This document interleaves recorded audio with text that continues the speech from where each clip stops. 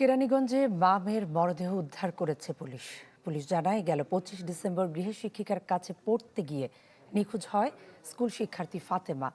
মেয়েকে খুঁজতে গিয়েই নিখোঁজ হন মা রোকেয়া রহমানও। এর 3 সপ্তাহ পর মিলল তাদের মরদেহ। নিহত স্বজনদের অভিযোগ হচ্ছে নিখোঁজের পরেও পুলিশের কাছ থেকে তারা পর্যাপ্ত সহযোগিতা পাননি।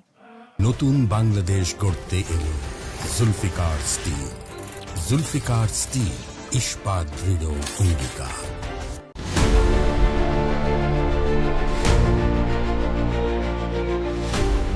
প্রতিদিনের মতো গেল বছরের ডিসেম্বরের 25 তারিখেও শিক্ষিকা মিম আক্তারের বাসায় পড়তে যান 8ম শ্রেণী পড়ুয়া শিক্ষার্থী ফাতেমা। এর প্রায় 2 ঘন্টা পর শিক্ষিকার বাসায় ঢুকতে দেখা যায় ফাতেমার মা রোকেয়া রহমানকে। এরপর থেকে আর খোঁজ পাওয়া যাচ্ছিল না মা মেয়ের। পেরোয় 3 সপ্তাহ। এর মধ্যেই কেরানীগঞ্জ মডেল থানায় নিখোঁজ অভিযোগ করেন রোকেয়ার স্বামী শাহিন আহমেদ। হন্য হয়ে খুঁজতে থাকেন স্ত্রী সন্তানকে। বৃহস্পতিবার সন্ধ্যায় শিক্ষিকা মিম আক্তারের বাসা থেকে তীব্র গন্ধ পায় প্রতিবেশীরা। আসে পুলিশ। খাটের নিচ এবং বাথরুমের ছাদ থেকে উদ্ধার করা হয় মা মেয়ের গলিত মরদেহ।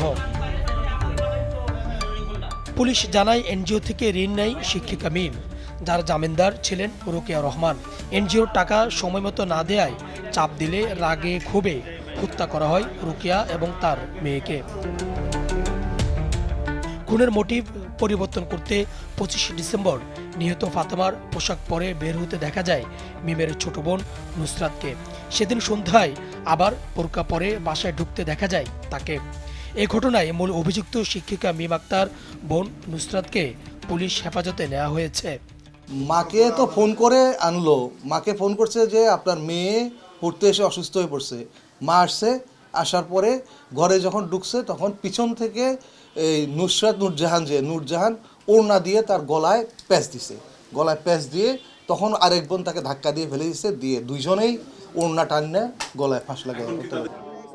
তবে নিহতের স্বজনরা পুলিশের অসহযোগিতার অভিযোগ করেন। আর এলাকাবাসীর দাবি হত্যাকারীদের সর্বোচ্চ শাস্তির। এই 20 দিন আমি থানায় প্রতিদিন এই 3-4 বার করে যাই, রাত 1টা-2টা পর্যন্ত বসে থাকি। আমি বলি স্যার কোনো তথ্য আছে? বলে কি আমি মোবাইল দেখছি, সার্চ করেছি, মোবাইল খুলতেছে না। মোবাইল না খুললে আমরা কেমনে ধরবো? আপনিও মানুষ, আমি মানুষ, আমরা কি জিন নাকি? 20 দিন ধরে কিভাবে ছিল? এই লাস্ট 2টা একটা রাখছে, এই পঞ্চায়েত একটা রাখছে। আমরা নিজে চিন্তা করতে ঘরের ভিতরে লাশ আল্লাহ পাক ভালো জানে। আমরা 15 দিন আগেই গন্ধ পাইছি। নিহত মা ও মেয়ের মরদেহ রাখা হয়েছে মিটফোর্ড হাসপাতালের মর্গে। সুলতান মাহমুদ আরিফ, চ্যানেল 24, ঢাকা।